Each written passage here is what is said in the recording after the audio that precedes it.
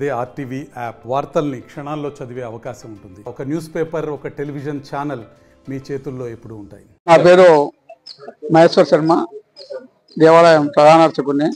ఈ ఆలయంలో గర్భాలయం అంతా కూడా లీకేజ్ ఉంది. అదంతా కూడా చేయమని అడుగుతుంటే ఆర్కిలాజికల్ వాళ్ళు పట్టించుకోవడం లేదు. అలాగే మా యువ గారికి కూడా కంప్లైంట్ చేయడం జరిగింది. వాళ్ళ దృష్టికి తీసుకెళ్ళినా కూడా వాళ్ళు ఎటువంటి రెస్పాన్స్ ఉండడం లేదు.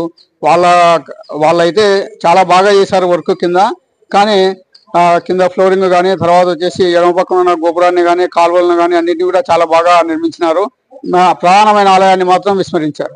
పైన ఉన్న జాయింట్లు పోవడం వలన, జాయింట్లకు సరైన సిమెంట్ లేకపోవడం వలన కారుతుంది. 4-5 సంవత్సరాల నుంచి కారుతుంది. కారడానికి మీరు అడిగినట్టు కారణం ఏంటంటే, ఇంతకుముందు గాలం ఉండేది. వాళ్ళ క్లీనింగ్ లో గాలం అంతా కూడా తీసేశారనమాట. గాలం తీసేయడం వలన ఆ సందులలోకి నీళ్లు పోయి గర్భాలయం కారుతుంది. వాళ్ళ సిబ్బంది ఇక్కడ 4 ఉంటారు. ఆ 4కి ప్రతిసారి చూపించడం జరుగుతుంది. మేము చేస్తామంటున్నారు, అంతే. పని పూర్తి కావట్లేదు. ఈఓ గారు చేయడానికి ఈఓ గారికి కంప్లైంట్ చేశాము. ఈఓ గారు కూడా వారికి నివేదించారు, లెటర్ పంపారు. ఈ భారత ప్రభుత్వ శాఖ వారి ఆధీనంలో ఉంది కాబట్టి మమ్మల్ని ఏ పని కూడా చేయనియరు. వాళ్ళు అది వాళ్ళే చేయాలి. వాళ్ళు మమ్మల్ని చేయనియరు కాబట్టి వాళ్ళే చేయాల్సిన పరిస్థితి ఏర్పడింది. నేను చేస్తే కూడా వాళ్ళ నుంచి నోటీసులు వస్తాయి కాబట్టి ఏ అధికారి కూడా దానికి చేయడానికి ముందరికి రావట్లేదు.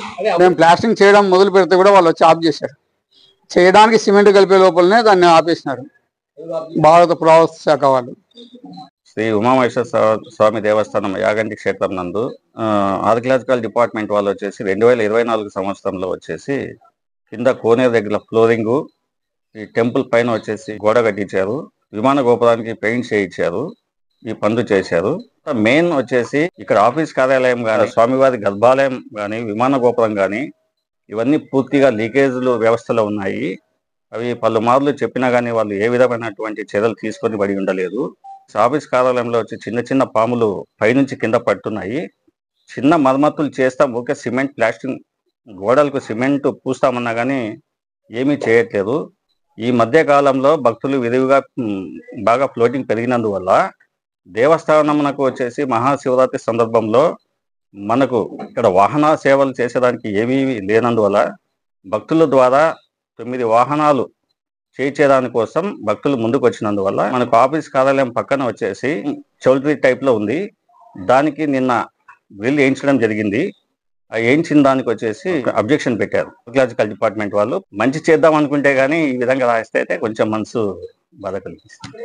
ప్రధాన ఆలయంలో వచ్చేసి దేవుని విమాన గోపురం మొత్తం అంతా లీకేజీ జరుగుతుంది.